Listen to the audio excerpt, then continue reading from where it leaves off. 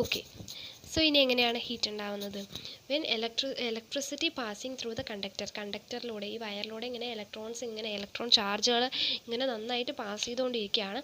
അപ്പോൾ പാസ് ചെയ്തതിന് സമയത്ത് നിക്രോം വയറിൽ എന്തുണ്ട്? ധാരാളം ആറ്റംസ് ഉണ്ട്. ഓക്കെ.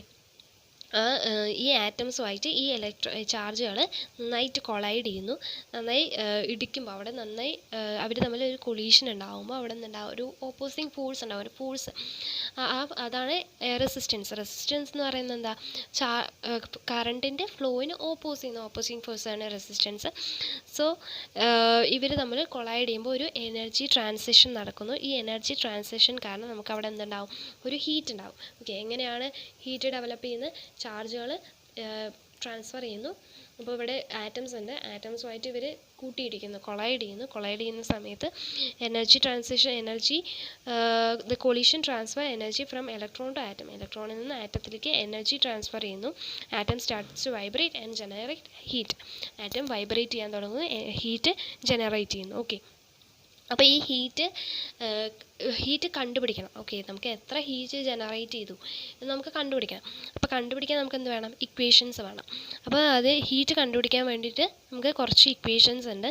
അതിന് മുമ്പ് അറിയേണ്ട കുറച്ച് ഇക്വേഷൻസ് ഉണ്ട്. ഫസ്റ്റ് ഇക്വേഷനാണ് കറണ്ട് എന്ന് പറയുന്നത് എന്താ? ചാർജിൻ്റെ ഫ്ലോയിനെയാണ് നമ്മൾ കറണ്ട് എന്ന് പറഞ്ഞു. സോ Q/T ആണ്. Q എന്ന് പറയുന്നത് ചാർജ്, T എന്ന് പറയുന്ന ടൈം.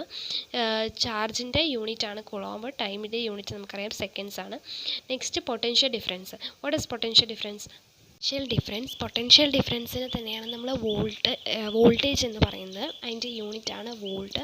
എന്താ പൊട്ടൻഷ്യൽ ഡിഫറൻസ് എന്ന് പറഞ്ഞാൽ ഒരു ചാർജിനെ ഒരു പോയിന്റിൽ നിന്ന് വേറൊരു പോയിന്റ് വരെ നമ്മൾ എത്തിക്കാൻ, ഒരു കണ്ടക്ടറിലൂടെ ഇലക്ട്രോൺസ് ഇങ്ങനെ പാസ് ചെയ്തുകൊണ്ടിരിക്കുകയാണ്. അപ്പോൾ ആ ചാർജിനെ ഒരു പോയിന്റിൽ നിന്ന് വേറെ ഒരു പോയിന്റിലേക്ക് എത്തിക്കാൻ എടുക്കുന്ന വർക്ക്, അതിനെയാണ് നമ്മൾ പൊട്ടൻഷ്യൽ ഡിഫറൻസ് അല്ലെങ്കിൽ വോൾട്ടേജ് എന്ന് പറയുന്നത്.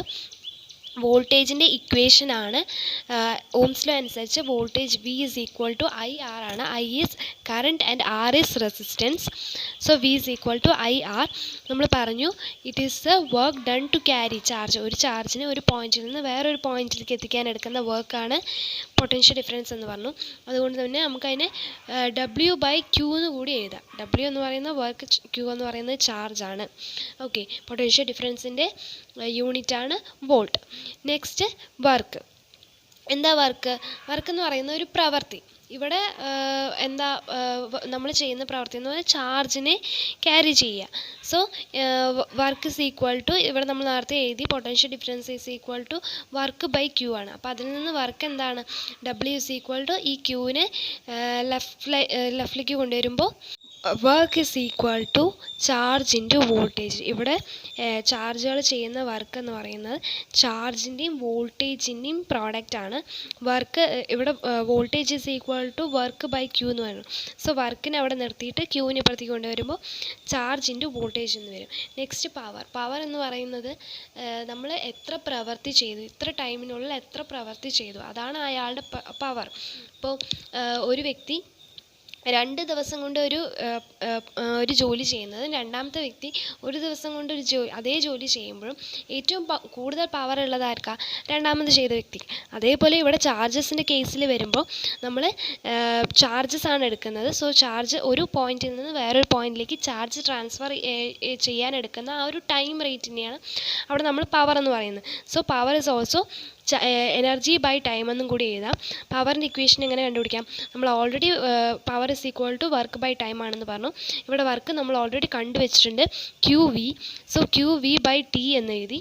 അതിൽ നിന്ന് Q/T എന്താണെന്ന് നമുക്കറിയാം. Q/T എന്താ? ചാർജ് ബൈ ടൈം എന്ന് പറയുന്നത് കറണ്ട് ആണെന്ന് നമ്മൾ പഠിച്ചിട്ടുണ്ട്. So power is equal to VI, voltage into current എന്ന് കിട്ടി. ആൻഡ് പവറിൻ്റെ യൂണിറ്റാണ് വാട്ട്. ഓക്കെ. വർക്കിൻ്റെ യൂണിറ്റാണ് joule. Power is equal to energy by time ആണെന്ന് പറഞ്ഞു.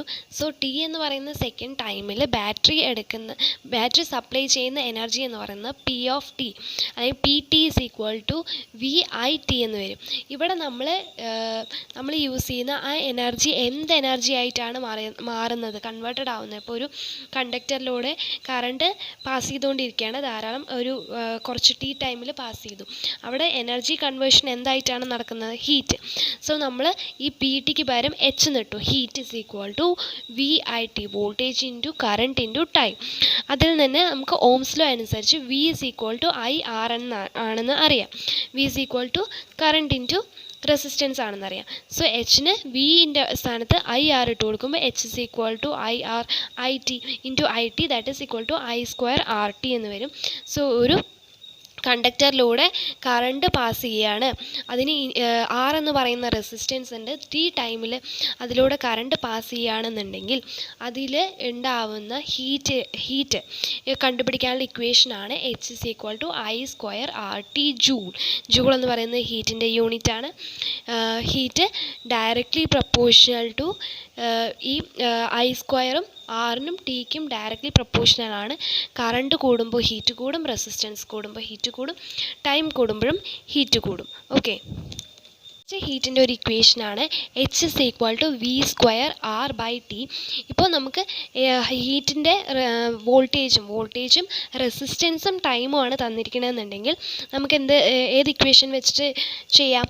H is equal to V square R T.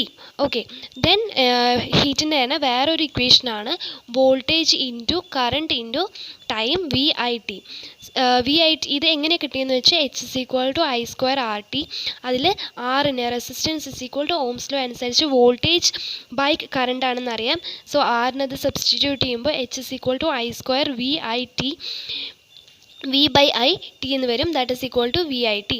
ഇവിടെയും എങ്ങനെയാണ് H is equal to V square by R T എന്ന് വന്നത് എന്ന് വെച്ചാൽ H is equal to I square R T ആണ്. അതിൽ നമ്മൾ ഐക്ക് അക്കോർഡിംഗ് ടു ഓംസ് ലോ ഐക്ക് equal to V by R substitute ചെയ്തു. സോ എന്ത് വന്നു? V by R whole square വന്നു, ആർ ടി. അതിൽ നിന്ന് H is equal to V square by R T എന്നുള്ള ഇക്വേഷൻ കിട്ടും. ഓക്കെ, ദിസ് 3 ഇക്വേഷൻസ് ആണ് ഹീറ്റ് കണ്ടുപിടിക്കാൻ ഉള്ള ഇക്വേഷൻസ്. നിങ്ങൾക്ക് അതിൽ കറണ്ടും റെസിസ്റ്റൻസും ടൈം തരുവാണെങ്കിൽ ഈ ഇക്വേഷൻ വെച്ച് നമുക്ക് ചെയ്യാം. അല്ല വോൾട്ടേജും റെസിസ്റ്റൻസും ആണെന്നുണ്ടെങ്കിൽ ഈ ഇക്വേഷൻ ചെയ്യണം. അല്ല വോൾട്ടേജും കറണ്ടും ടൈമും ആണെന്നുണ്ടെങ്കിൽ H is equal to V I T. Okay, thank U.